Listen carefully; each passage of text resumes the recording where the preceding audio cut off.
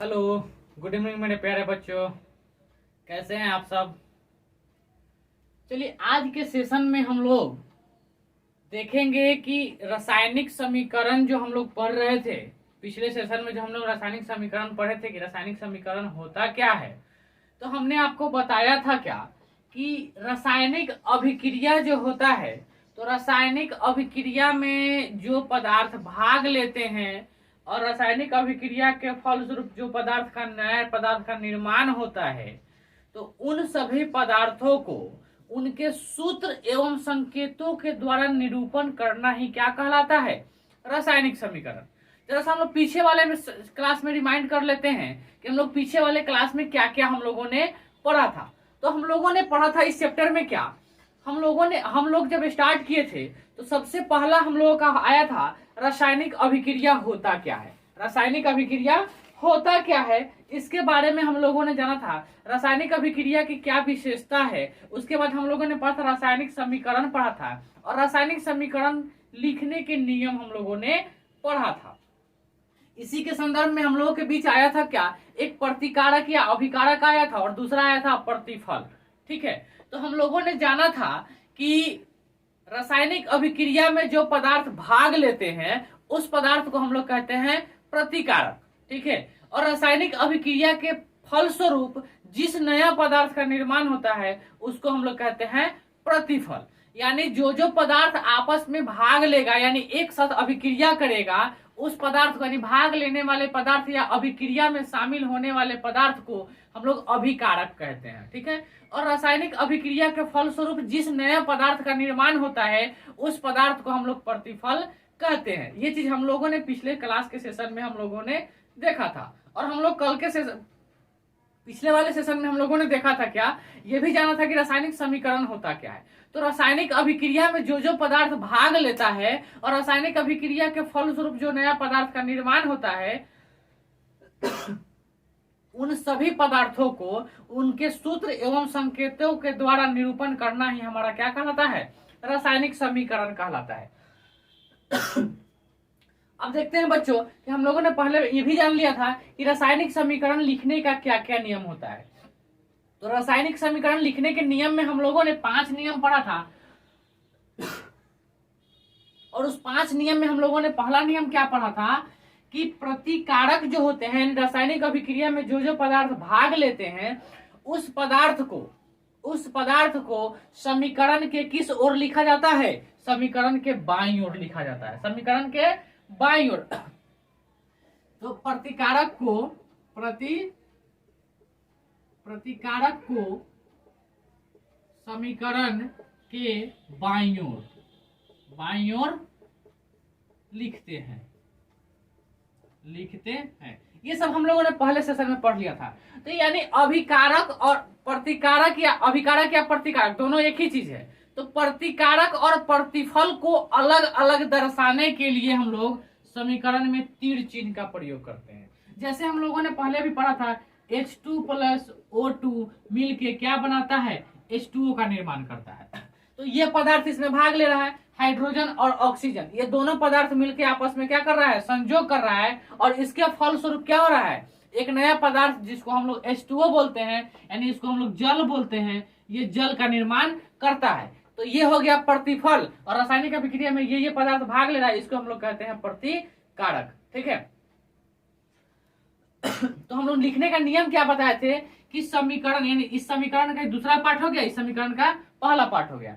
तो प्रतिकारक को समीकरण के किस ओर लिखते हैं? बाईं ओर लिखते हैं, और प्रतिफल को समीकरण के दाईं ओर लिखते हैं। ठीक है, प्रतिकारक और प्रतिफल को अलग अलग करने के लिए तीर चिन्ह का प्रयोग करते हैं, ये बात हमने बताया था। ठीक है, 2 या 2 से अधिक प्रतिकारकों के बीच में ये जोड़ चिन्ह का प्रयोग करते हैं। 2 या 2 से अधिक प्रतिकारक होगा तो उसके बीच में हम लोग किस चीज का प्रयोग करते हैं? जोड़ चिन्ह का प्रयोग करते हैं। 2 या 2 से अधिक अगर प्रतिफल होगा तो उसके बीच में भी हम लोग किस चीज का प्रयोग करते हैं? जोड़ चिन्ह का प्रयोग करते हैं। ठीक है, ये चीज हम लोगों ने पहले ही पढ़ लिया था। आज के सेशन में जानेंगे कि ये जो रासायनिक समीकरण होता है, ये 2 प्रकार के होते हैं। ठीक है, चलिए, तो उस दोनों प्रकार को कैसे क्या क्या कहते हैं और उस दोनों कौन कौन सा प्रकार है इसके बारे में हम लोग जान लेते हैं। तो रासायनिक समीकरण जो होता है, रासायनिक समीकरण जो होता है, ये मुख्यतः समीकरण जो होता है ये मुख्यतः दो प्रकार का होता है। ये मुख्यतः कितने प्रकार के होते हैं? दो प्रकार के होते हैं, जिसमें पहला को हम लोग कहते हैं संतुलित और दूसरा जो है, दूसरा हम कहते हैं असंतुलित। ठीक है, अब ये देखिए संतुलित रासायनिक समीकरण क्या है। संतुलित रासायनिक समीकरण, ठीक है, असंतुलित रासायनिक समीकरण। अब ये संतुलित क्या है, असंतुलित क्या है, तो चलिए आज हम लोग इसके बारे में जानते हैं। ठीक है, तो अब देखिए संतुलित उसको कहते हैं जिस समीकरण में, जिस रासायनिक समीकरण में प्रतिकारक और प्रतिफल दोनों तरफ परमाणुओं की संख्या समान होती है, उसी को हम लोग कहते हैं संतुलित रासायनिक समीकरण। यानी जितना हाइड्रोजन इधर है उतना ही हाइड्रोजन इधर होना चाहिए, जितना ऑक्सीजन इधर है उतना ही ऑक्सीजन इधर भी होना चाहिए। मतलब कहने का मतलब है कि दोनों तरफ प्रतिकारक और प्रतिफल, दोनों तरफ परमाणुओं का संख्या जब समान होगा तो उस स्थिति में हम लोग कहेंगे संतुलित रासायनिक समीकरण। ठीक है, अगर जिस रासायनिक समीकरण में प्रतिकारक और प्रतिफलों के बीच परमाणुओं की संख्या अगर समान नहीं होती है, उसको हम लोग कहते हैं क्या? असंतुलित रासायनिक समीकरण। ठीक है, समझ में आया? नहीं समझ में आया? फिर से एक बार रिपीट करते हैं। चलिए, पहला क्या होता है कि संतुलित रासायनिक समीकरण क्या है। तो संतुलित कहने का मतलब कि बैलेंस दोनों तरफ क्या होगा? बराबर होगा, तभी हम उसको कहते हैं क्या? संतुलित रासायनिक समीकरण। तो संतुलित रासायनिक समीकरण में दोनों तरफ परमाणुओं का संख्या समान होगा तब ना संतुलित होगा। तो दोनों तरफ हम काउंट कर लेंगे। जैसे आपके सामने ये एक समीकरण दिया हुआ है, एक रासायनिक समीकरण दिया हुआ है, तो इधर हाइड्रोजन आपको कितना दिख रहा है? 2 दिख रहा है ना। हाइड्रोजन का परमाणु कै गो है? 2। ऑक्सीजन यानी हाइड्रोजन का परमाणु कितना है? 2। ऑक्सीजन कितना है? 2। और प्रतिफल में हाइड्रोजन कै गो दिख रहा है आपको? 2। ऑक्सीजन कै गो दिख रहा है? 1। क्या इसमें हाइड्रोजन 2 है? हाइड्रोजन तो 2 है ही है, लेकिन ऑक्सीजन 2 है तो ऑक्सीजन 2 है नहीं ना। तो अतः हम कह सकते हैं कि ये असंतुलित रासायनिक समीकरण है। ये क्या है? असंतुलित रासायनिक समीकरण है। तो असंतुलित रासायनिक समीकरण को संतुलित किया जाता है। तो सबसे पहला हम लोग क्या जाने हैं? संतुलित रासायनिक समीकरण। तो वैसा रासायनिक समीकरण जिसमें प्रतिकारक और प्रतिफल में परमाणुओं की संख्या समान होगी, उसे हम लोग क्या कहेंगे?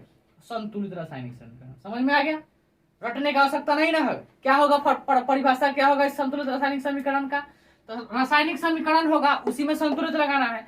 तो वैसा रासायनिक समीकरण जिसमें दोनों तरफ कहने का मतलब क्या हुआ कि प्रतिकारक और प्रतिफल, दोनों तरफ कहने का मतलब क्या हुआ?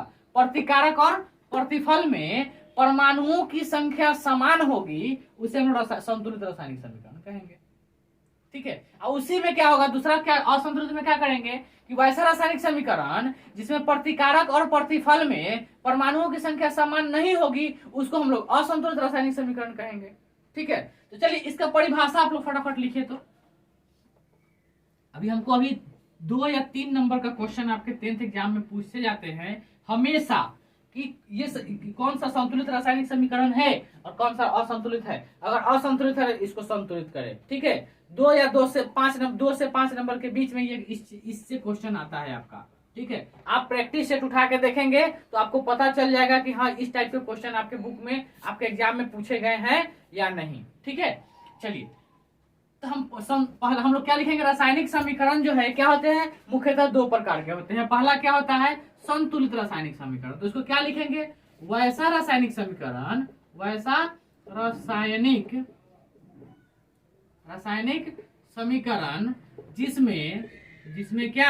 जिसमें प्रतिकारक और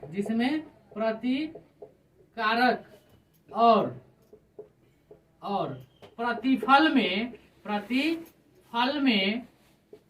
परमाणुओं की संख्या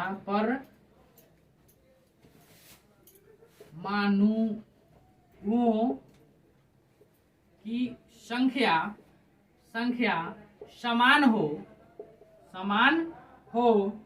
उसे क्या कहते हैं? उसे संतुलित रासायनिक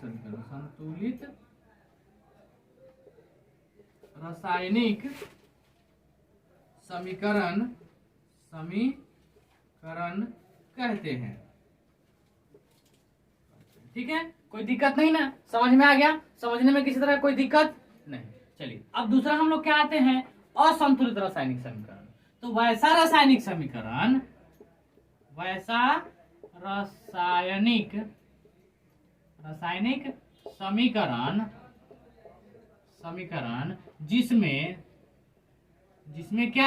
जिसमें प्रतिकारक और प्रतिफल में परमाणुओं की संख्या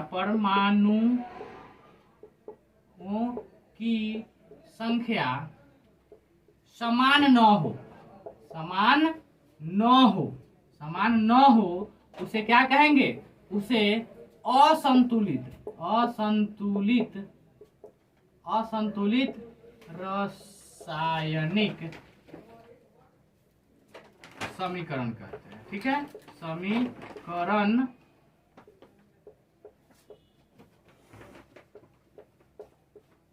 कहते हैं। कोई दिक्कत नहीं ना? बस यही परिभाषा है। तो संतुलित रासायनिक समीकरण क्या है, असंतुलित रासायनिक समीकरण क्या है, इसमें अंतर समझ में आ गया? कहीं से कोई दिक्कत नहीं ना? चलिए अब हम लोग आगे जानते हैं क्या कि जो रासायनिक समीकरण असंतुलित है तो उसको हम लोग संतुलित कैसे करेंगे। जो रासायनिक समीकरण असंतुलित है तो उसको संतुलित कैसे करेंगे। ठीक है, तो अब देखिए फंडामेंटल ये चीज आपको बुक में नहीं मिलेगा जो हम आपको सब बताने जा रहे हैं। ठीक है, ये रासायनिक समीकरण संतुलित करने का कोई परिभाषा नहीं है, कोई मेथड नहीं है। बस वो आपको देखना है, आपको अपने दिमाग से उसमें जोड़ घटाव गुना भाग करना है। कहाँ क्या करेंगे तो हमारा दोनों तरफ परमाणुओं का संख्या समान हो जाएगा। ये चीज आपको खुद अपने दिमाग से सोचना है, थोड़ा सा उसमें दिमाग लगाना पड़ेगा। लेकिन हम एक मेथड समझा देते हैं कैसे आप उस चीज को बराबर करेंगे, एक इक्वल कैसे करेंगे। ठीक है, चलिए इसको मिटाते हैं। कैसा है, क्वालिटी कैसा है बताएंगे जरा सा कमेंट करके। लाइट कमी नहीं ना है? चलिए अब देखिए हम लोग को अब जानना क्या है, ये बहुत इंपॉर्टेंट क्वेश्चन है। हर साल आपके एग्जाम में पूछे जाते हैं कि निम्नलिखित रासायनिक समीकरण को संतुलित करें। ठीक है, तो ये चीज आपको जान लेना बहुत जरूरी है। तो संतुलित और असंतुलित में अंतर समझ में आ गया? संतुलित और असंतुलित में अंतर समझ में आ गया ना? अब चलिए असंतुलित समीकरणों को संतुलित करेंगे कैसे, असंतुलित को संतुलित करेंगे कैसे? तो सिंपल सा इसका फंडा है कि दोनों तरफ यानी प्रतिकारक और प्रतिफल दोनों तरफ हमको परमाणुओं का संख्या क्या करना है? बराबर करना है। कैसे बराबर कर सकते हैं? तो अब जैसे देखिए, जैसे हम पहला जो हम इक्वेशन लिए थे H2 + O2, इसी को लेके समझाते हैं। फिर अगला भी हम दूसरा दे देते हैं H2O। तो रासायनिक समीकरण में आपको ये चीज दिमाग में रखना है कि इसमें परमाणुओं की संख्या को न हम घटा सकते हैं न बढ़ा सकते हैं, यानी न माइनस कर सकते हैं न प्लस कर सकते हैं। जब भी करेंगे तो गुना करेंगे। ठीक है, जब भी करेंगे तो गुना करेंगे। हम लोग जो मैथ में पढ़ते हैं कि अगर किसी संख्या 6 + 2 लिखा हुआ है और इसके आगे अगर 2 लिखा हुआ है, इसका मतलब क्या हुआ कि इस 2 से इस 6 में भी गुना होता है और इस 2 से 2 से भी गुना होता है। ठीक है, ऐसा पढ़े हैं ना? हम लोग क्या करे हैं, या तो इसको डायरेक्ट जोड़ देते हैं, 6 × 2 = 8 हो जाता है और इसमें गुना कितना से कर देते हैं, 8 × 2 = 16 हो जाता है। ठीक है, तो उसी तरह से रासायनिक समीकरण में हम लोग गुना कर सकते हैं। सिर्फ परमाणुओं की संख्या को बराबर करने के लिए सिर्फ गुना कर सकते हैं। सिर्फ क्या कर सकते हैं? गुना कर सकते हैं। अब गुना भी किस किस जगह पे होता है ये भी जरा सा आप एक बार जान लीजिए। ठीक है, गुना किस किस जगह पे होता है जरा सा इस भी चीज को जान लीजिए। अब जैसे ये हमारा प्रतिफल बना, जल बना, तो अब इसमें जब भी हम किसी भी प्रतिफल में या प्रतिकारक में बीच में हम कहीं गुना नहीं कर सकते हैं। बीच कहने का मतलब क्या है कि अब हम इसमें अगर हमको इसको 2 बनाना है तो यहाँ पर 2 नहीं लिख सकते हैं। ठीक है, यहाँ पर 2 नहीं लिख सकते हैं। और दूसरा नियम, दूसरा मेथड क्या है कि हम कहीं भी नीचे में नहीं लिख सकते हैं। उसके नाम के यानी रासायनिक अभिक्रिया में भाग लेने वाले जो पदार्थ होंगे उसके नाम के यानी उसके संकेत के पीछे नीचे नहीं लिख सकते हैं कुछ भी, ठीक है। या उस नाम के बीच में, जैसे Mg लिखा हुआ है, मैग्नीशियम लिखा हुआ है, तो मैग्नीशियम तो एक नाम है ना, मैग्नीशियम Mg एक नाम है, तो इसके बीच में नहीं लिख सकते हैं, इसके पहले लिख सकते हैं, ठीक है, इसके पहले लिख सकते हैं। मतलब किसी भी रासायनिक प्रतिक्रिया में भाग लेने वाले पदार्थ जो होते हैं, जो तत्व होते हैं, उस तत्व के संकेत के पहले हम लिख सकते हैं, लेकिन बाद में और बीच में नहीं लिख सकते हैं, ठीक है। समझ में आ गया? ये चीज हमेशा आप दिमाग में रखिएगा कि हमको बीच में कहीं नहीं रखना है, न ही लास्ट में रखना है। जब भी हम रख सकते हैं तो पहले रख सकते हैं, जब भी रखेंगे तो उस तत्व के पहले रख सकते हैं। पहले रखने का, अब मान लीजिए कि जैसे H2 है, O2 है, तो अगर इसके पहले हम अगर 2 रखते हैं तो इसका मतलब क्या हो गया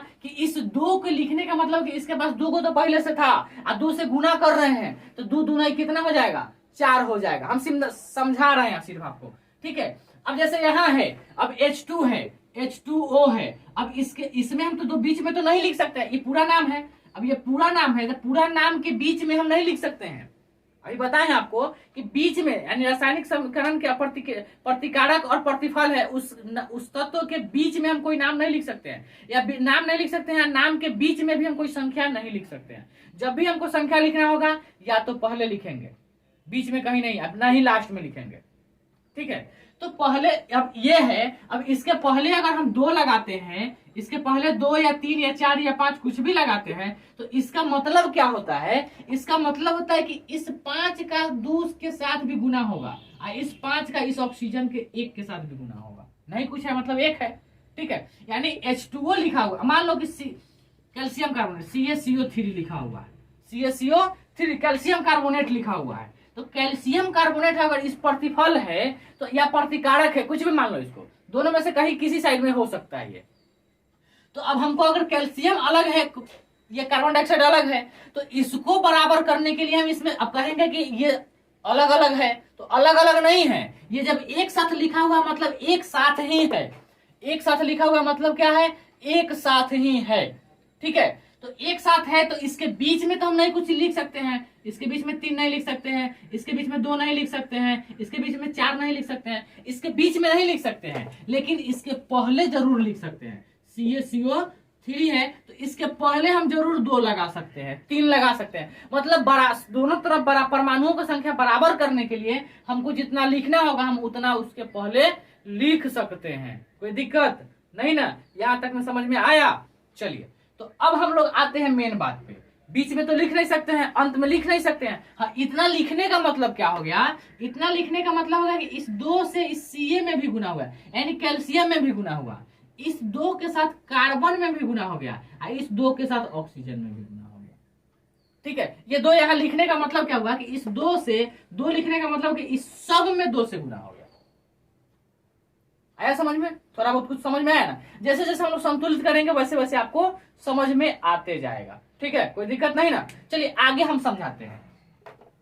अब जैसे यहाँ देखिए, आप अगर आपको संतुलित करना है तो आप अपने मन से भी सोच सकते हैं, इधर हाइड्रोजन 2 गो है, इधर हाइड्रोजन 2 गो है, हाइड्रोजन बराबर है, इधर ऑक्सीजन 2 गो है, इधर ऑक्सीजन 2 गो है, तो क्या हम इस बीच में लिख सकते हैं 2? नहीं। इधर लिख सकते हैं? नहीं। तो क्या लिख सकते हैं? इधर 2 लगा सकते हैं, ठीक है। तो अब इधर लोचा क्या है कि इधर 2 लगा देंगे तो ऑक्सीजन तो बराबर हो गया, ऑक्सीजन इधर 2 गो हो गया, ऑक्सीजन इधर 2 गो हो गया, लेकिन हाइड्रोजन कितना हो गया?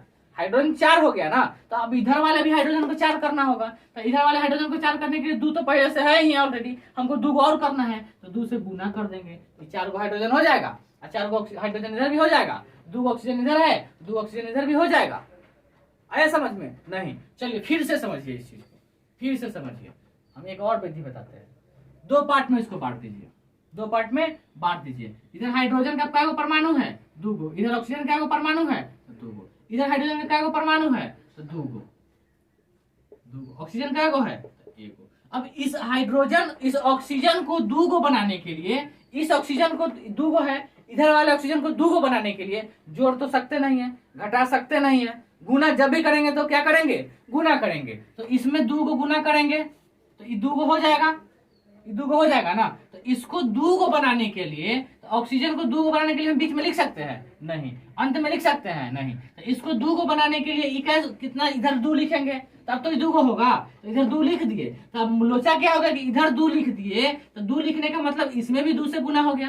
तो ये कितना हो गया, 4 हो गया। ये कितना हो गया, 2 हो गया। इधर तो 2 हो गया, ये दोनों बराबर हो गया, लेकिन इसका अब लोचा फंस गया। अब ये 2 गो है तो इसके पहले भी हम 2 लगा के गुना कर देंगे, तो ये भी 4 गो हो जाएगा और ये भी 2 गो हो जाएगा। ठीक है, अब दोनों तरफ बराबर बराबर हो गया, दिख रहा है आपको। इधर 4 गो हाइड्रोजन, 4 गो हाइड्रोजन इधर भी, ऑक्सीजन इधर 2 गो, तो ऑक्सीजन इधर भी 2 गो।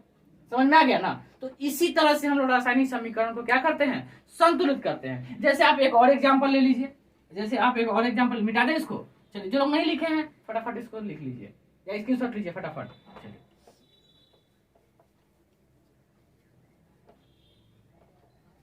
चलिए दूसरा एक समीकरण क्या आता है, मान लीजिए ये मैग्नीशियम है, ठीक है, प्लस HCl है। HCl है, एक साथ लिखा हुआ है HCl, हाइड्रोक्लोरिक अम्ल, ठीक है। अब ये जो है क्या करता है, ये तीर चिन्ह दिए, मतलब तीर चिन्ह देने का मतलब क्या हो गया कि ये इसके बाद प्रतिफल का निर्माण हो रहा है। इसके बाद क्या हो रहा है, प्रतिफल। तो MgCl3 MgCl2 प्लस प्लस क्या, H2 हाइड्रोजन। अब आप हमको जरा सा ये देख के बताइए कि क्या ये संतुलित समीकरण है कि असंतुलित रासायनिक समीकरण है। तो इसको चेक करने के लिए हम लोग क्या करेंगे, मैग्नीशियम इधर एगो है, मैग्नीशियम इधर एगो है, ठीक है, बराबर है। हाइड्रोजन का एगो है, एगो है। हाइड्रोजन का एगो है इधर, 2 गो है। क्लोरीन इधर का एगो है, एगो है। क्लोरीन इधर का एगो है, 2 गो है। अब इसमें हाइड्रोजन बराबर नहीं है, हाइड्रोजन को हमको बराबर करना होगा। तो हाइड्रोजन को बराबर करने के लिए तो हमको कैसे करेंगे, तो वो तो खुद भी सोच सकते हैं आप। अगर उतना नहीं सोच सकते हैं तो सिंपल सा फंडा है, दोनों तरफ बांट दीजिए। प्रतिकारक में कौन कौन चीज है, मैग्नीशियम है, हाइड्रोजन है, क्लोरीन है। यही 3 चीज है ना, मैग्नीशियम, हाइड्रोजन और क्लोरीन। तो अब देखिए, मैग्नीशियम का परमाणु संख्या कितना यहाँ है, 1। मैग्नीशियम का एगो परमाणु है, एगो। क्लोरीन का, हाइड्रोजन का एगो है, एगो। क्लोरीन का एगो है, एगो। इधर भी मैग्नीशियम है, इधर भी क्लोरीन है, इधर भी हाइड्रोजन है, इधर भी क्या है, हाइड्रोजन है। मैग्नीशियम का एगो है, एगो। क्लोरीन का एगो है, 2 गो। हाइड्रोजन का एगो है, 2 गो। अब देखिए, अब लोचा क्या आ गया कि ये भी एगो है, ये भी एगो है, इधर 2 गो है, इधर 2 गो है। तो अब इस दोनों को 2 बनाना होगा ना। तो इसमें भी 2 से गुना करेंगे और इसमें भी 2 से गुना करेंगे। तो अब इसको 2 बनाने के लिए पहले इसी को बराबर को, किसी एक को बराबर कीजिए पहले। अब इसको 2 बनाने के लिए हम इधर इधर, यानी इसके इधर वाले में ही 2 कहीं ना कहीं लगाना होगा। क्लोरीन के पहले 2 लगाना होगा। अब ये क्लोरीन है तो बीच में लिख सकते हैं, यहाँ लिख सकते हैं, नहीं ना। तो जब भी लिखेंगे तो यहाँ लिखेंगे। तो यहाँ 2 लगाने का मतलब क्या हो गया कि हाइड्रोजन के साथ भी 2 से गुना होगा, ठीक है। तो यहाँ 2 लगा दिए तो हाइड्रोजन भी कितना हो गया, 2 हो गया। क्लोरीन भी कितना हो गया, 2 हो गया। मैग्नीशियम कितना हो गया, 1 हो गया। अब देखिए, तो यहाँ सिर्फ 2 लगा देने से, यहाँ सिर्फ 2 लगा देने से आपका समीकरण संतुलित हुआ कि नहीं हुआ, दोनों तरफ बराबर बराबर हुआ कि नहीं हुआ। मैग्नीशियम 1 है तो मैग्नीशियम 1 है, क्लोरीन, हाइड्रोजन 2 है तो हाइड्रोजन 2, हाइड्रोजन 2 है तो हाइड्रोजन भी 2 हो गया। क्लोरीन 2 है तो क्लोरीन 2 हो गया ना बराबर। चलिए एक और एग्जाम्पल देखते हैं, एक और एग्जाम्पल देखते हैं, मिटा दे इसको।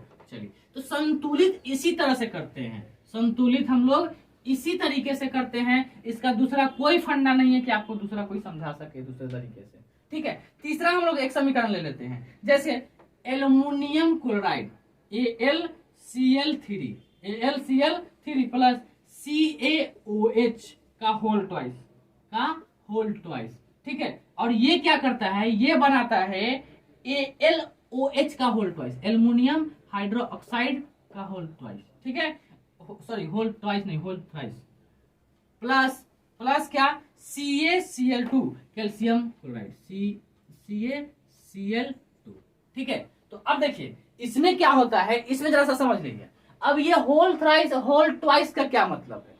अब हम लोग ये OH का होल ट्वाइस दिया हुआ है, इसका मतलब क्या हुआ कि ऑक्सीजन भी कितना है, 2 है। हाइड्रोजन भी कितना है, 2 है। इधर OH का होल थ्राइस दिया हुआ है, OH का होल थ्राइस दिया, मतलब इस सब के साथ, ये 3 O के साथ भी है, ये 3 H के साथ भी है। तो हाइड्रोजन का एगो 3 गो, ऑक्सीजन का एगो 3 गो। समझ में आया ना। अब चलिए, इस तो संतुलित है क्या, असंतुलित है, देख के बताइए तो। असंतुलित है। तो तो असंतुलित है, इसको संतुलित करने के लिए क्या करेंगे, तो इसको संतुलित करने के लिए इसको दो पार्ट में बांट देंगे। दो पार्ट में बांट देंगे तो कौन कौन सा है, एल्यूमिनियम है तो एल्यूमिनियम लिख दीजिए इधर, ठीक है, क्लोरीन है तो क्लोरीन लिख दीजिए, कैल्शियम है तो कैल्शियम लिख दीजिए, ऑक्सीजन है तो ऑक्सीजन लिख दीजिए, हाइड्रोजन है तो हाइड्रोजन लिख दीजिए, ठीक है। बेसिक क्लास में हम आपको बता चुके हैं कि 1 से 20 तक कौन कौन सा तत्व है और उसका परमाणु संख्या क्या है। अगर आप बेसिक क्लास नहीं देखे हैं तो आप बेसिक क्लास जरूर देख लेंगे, पूरे 1 घंटा 15 मिनट का क्लास है, उसको जरूर देख लेंगे तब आपको ये सब चीज समझ में आएगा। हमने आपको क्या बताया था कि प्रतिकारक और प्रतिफल दोनों तरफ परमाणु का संख्या समान होगा, उसी को हम लोग संतुलित रासायनिक समीकरण कहते हैं। तो अब जितना चीज इसमें भाग लिया है तो प्रतिफल में भी क्या क्या है, तो प्रतिफल में भी एल्युमिनियम है, उसके बाद क्या है, ऑक्सीजन है, हाइड्रोजन है, कैल्शियम है, क्लोरीन है, इतने चीज है उधर भी। तो अब देखिए इधर एल्युमिनियम कितना है 1, इधर क्लोरीन कितना है तो 3, इधर कैल्शियम कितना है। अब ये कैल्शियम के साथ 2 नहीं लगा हुआ है, इसको आप भूल मत कीजिएगा, ये 2 जो है ना सिर्फ इसके साथ लगा हुआ है, OH के साथ लगा हुआ है। तो कैल्शियम कितना हो जाएगा 1, ऑक्सीजन कितना हो जाएगा 2, हाइड्रोजन कितना हो जाएगा 2। अब इसमें जरा से जान लेते हैं, एल्युमिनियम कितना है 1, हाइड्रोजन कितना है 3, ऑक्सीजन कितना है 3, हाइड्रोजन कितना है तो 3, कैल्शियम कितना है तो 1, क्लोरीन कितना है तो 2। अब हमको ये चीज बताइए कि यहाँ एल्युमिनियम 1 है तो एल्युमिनियम 1 है, एल्युमिनियम बराबर है, इसको बराबर करने की जरूरत नहीं है। क्लोरीन कितना है 3, इधर क्लोरीन कितना है 2।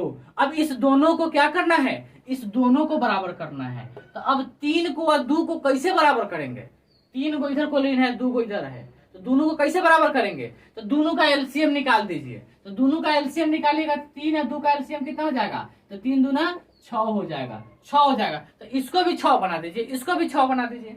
तो इसको 6 बनाने के लिए आप क्या कीजिएगा, इसमें कितना से गुना कीजिएगा 2 से।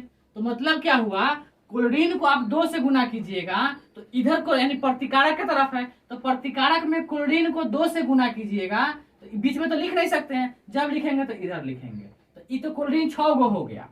अब इसको 6 बनाना है तो इसको 3 से गुना करेंगे, तो इसको 3 से गुना करेंगे ना यहाँ, तो यहाँ भी 3 से गुना करेंगे। तो ये क्लोरीन तो 6 गो हो गया, लेकिन इसके साथ साथ इधर क्या बढ़ गया, कैल्शियम में भी 3 से गुना हो गया। अब इसके साथ साथ इधर एल्युमिनियम में भी कितना से गुना हो गया, 2 गो हो गया। तो अब देखिए ये एल्युमिनियम तो 2 हो गया, कैल्शियम 6, क्लोरीन 6 हो गया, ठीक है।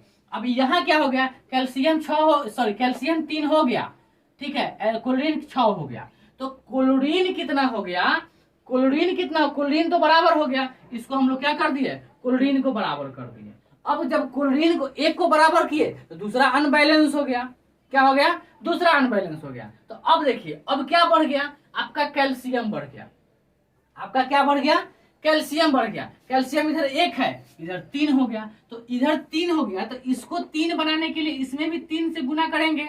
तो कैल्शियम में 3 पुराने के लिए तो जब कैल्शियम को 3 कर देंगे तो कैल्शियम तो 3 हो गया, लेकिन कौन कौन बढ़ गया, इधर हाइड्रोजन भी बढ़ गया। तो हाइड्रोजन ऑलरेडी पहले से कितना था, 2 गो था ना, 3 से गुना कर दिए तो 3 से इधर भी गुना हो गया तो 6 हो गया। ऑक्सीजन भी बढ़ गया, यहाँ 3 लिखने से मतलब क्या हुआ, ऑक्सीजन भी बढ़ गया, ऑक्सीजन में भी 3 से गुना कर देंगे, ये भी 6 हो गया, ये भी 6 हो गया, ठीक है।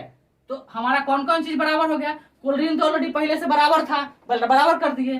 कैल्शियम को भी अब हम बराबर कर दिए, कैल्शियम को भी बराबर कर दिए, ठीक है। तो अब कैल्शियम को बराबर कर दिए तो अब बढ़ कौन गया, ऑक्सीजन। अब बढ़ कौन गया, ऑक्सीजन, हाइड्रोजन और एल्युमिनियम। तो अब किसी को बराबर कीजिए, किसी एक को बराबर कीजिए। तो ऑक्सीजन 6 है इस साइड में, तो ऑक्सीजन इधर भी 6 करना है, तो इधर 6 करना है। तो अब ऑक्सीजन के को 6 करने के लिए क्या करेंगे, इसको 2 से गुना करेंगे। तो ऑक्सीजन को 2 से गुना करने के लिए अब जब भी करेंगे तो इधर इसमें तो 1 लिख दिए, लेकिन अब ऑक्सीजन इसमें है ना, तो इसको 6 करने के लिए इधर हम क्या करेंगे, 3 तो पहले से है तो 2 से गुना कर देंगे। तो 2 से जब गुना करेंगे तो ऑक्सीजन कितना हो गया, 6 तो हो गया। अब हाइड्रोजन के साथ भी गुना हो गया, तो हाइड्रोजन के साथ भी कितना 2 से गुना हो गया, तो इहो 6 हो गया, इहो 6 हो गया। तो अब देखिए हाइड्रोजन और ऑक्सीजन दोनों 6 हो गया, 6 हो गया ना, कोई दिक्कत नहीं ना। अब देखिए एल्युमिनियम इधर 2 है ना, तो ये ऑटोमेटिक अब यहाँ 2 लिखने का मतलब ये भी 2 से गुना हो गया, ये भी ऑलरेडी 2 हो गया, ठीक है। तो अब समझ में आया कि हाँ, दोनों तरफ बराबर करने के लिए दोनों तरफ के परमाणु का संख्या परमाणु लिख देंगे, इधर का भी प्रतिफल का भी प्रतिकारक का भी, ठीक है। और उसमें एक एक को कंटिन्यू बराबर करते चलेंगे, ठीक है। जब बराबर पहले जो असंतुलित होगा उसमें तो बराबर होगा नहीं, तो पहले एक परमाणु को उठाएंगे, एक तत्व को उठाएंगे और एक तत्व के परमाणु का संख्या दोनों तरफ क्या करेंगे, बराबर करेंगे। बराबर करने में अगर दूसरा बढ़ जाता है तो दूसरा को भी बढ़ा देंगे, ठीक है।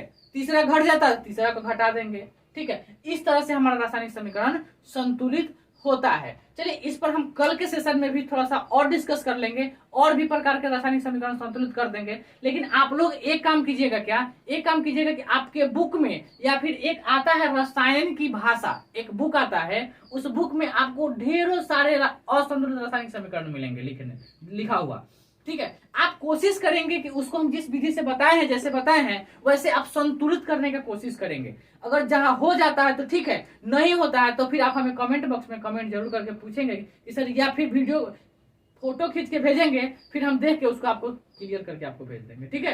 यानी प्रयास करेंगे कि संतुलित करने का। हर एग्जाम में आप प्रैक्टिस सेट उठा के देख लेंगे, मॉडल सेट उठा के देख लेंगे, या प्रीवियस ईयर क्वेश्चन उठा के देख लेंगे, उसमें आपको 3 से 5, 2 से 5 नंबर के बीच में आपको जरूर क्वेश्चन इस टाइप का मिल जाएगा, ठीक है। तो चलिए, जिन लोगों को नहीं समझ में आया होगा, हालांकि समझ में आ गया होगा, जिनको नहीं समझ में आया होगा कमेंट बॉक्स में कमेंट करके जरूर हमको बताएंगे, ठीक है। आज का सेशन हम लोग यहीं पे समाप्त करते हैं, फिर मिलेंगे कल के क्लास में, ठीक है। ओके, तब तक के लिए गुड बाय।